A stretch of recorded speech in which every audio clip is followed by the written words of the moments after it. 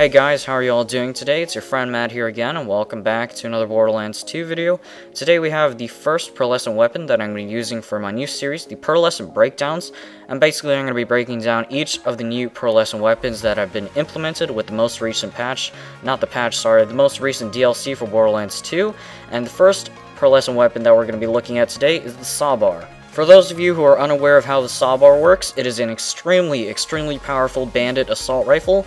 And as you can see right here, as I'm shooting at the sky, I'm showing you guys exactly how this works. It shoots one projectile that goes straight where you're shooting at, and then 3 other projectiles spawn from that one projectile, with the one projectile still moving, and then those 3 projectiles that spawned after a certain distance will explode into a fiery explosion. Now the trick to use this weapon depends on the distance of which you're shooting your enemy from. If you're shooting too far away, then the explosions, they won't even hit the enemy at all. In fact, you won't be doing any damage at all to the enemy if you're too far out of the range of the weapon. Now if you're too close, it actually won't do as much damage as you possibly could, because only the one projectile that goes straight from where you're shooting at is going to affect the enemy, not the 3 other projectiles that spawn after a certain distance.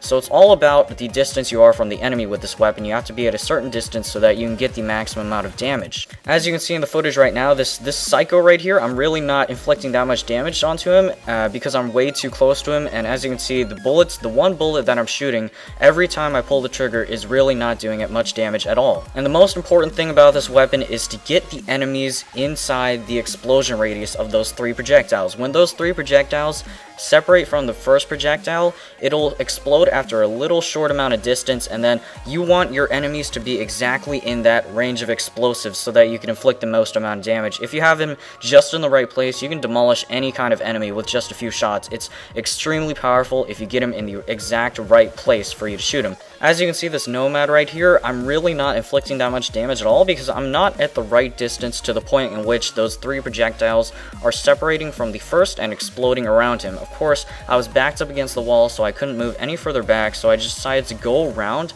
and get to a certain distance where my bullets will actually do a ton of damage. And right here, I'm actually at a point where I can cause those fiery explosions around him, and as you can see, it did a ton more damage than before. Of course, the main weakness to the Sawbar is if you're not at the exact right distance you have to be in order to inflict the most amount of damage on the enemy, you won't inflict that much damage at all. That's the huge weakness about the Sawbar. You have to put yourself in the exact right place, and that's hard for a lot of characters. As you can see, this ultimate badass lunatic that tried to charge me, what I did was I phase locked him, and the character that I would definitely recommend using with the Sawbar is the Siren, because any kind of enemy that use melee attacks are going to be always right up in your face, and those are definitely the biggest weaknesses to the Sawbar. And those guys, if they get too close to you, you won't be able to do any damage to them. But of course, with the Siren, you got this skill called Converge, and it's a big deal. Of course, the phase lock is already good because you can keep an enemy in one spot, you can move it to the right place, and then shoot him. But what you really want with the Siren is to use the Converge skill, which I just showed you right there. And what that does, it pulls all the enemies around the phase lock towards the phase lock. So as you can see, I just used the phase lock on that Nomad right there. It pulled a bunch of bandits towards there, and I was at the exact right distance with the Sawbar, and I just blasted them to crap. And of course, this dude, this ironclad lunatic, these guys are the biggest weaknesses to the Sawbar.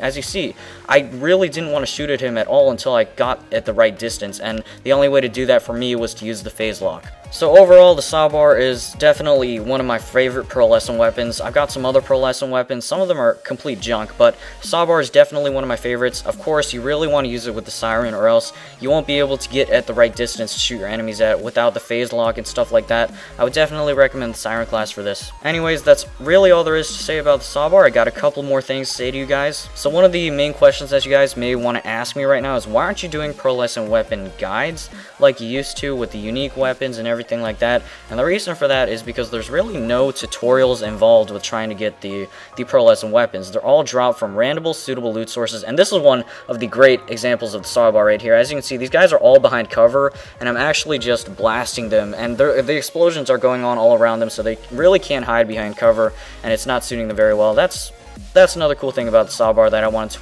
point out. But anyways, back to what I was saying, there's really no tutorials involved. The best way, of course, to get Pearlescents, in my opinion, is farming the loot midgets at the Wildlife Exploitation Preserve, which I'm sure if you guys are big Borderlands 2 fans, you already know about those loot midgets, and you're already farming for those. So anyways, that's really all there is for this video. I hope you guys enjoyed, and I will be seeing you later. Goodbye.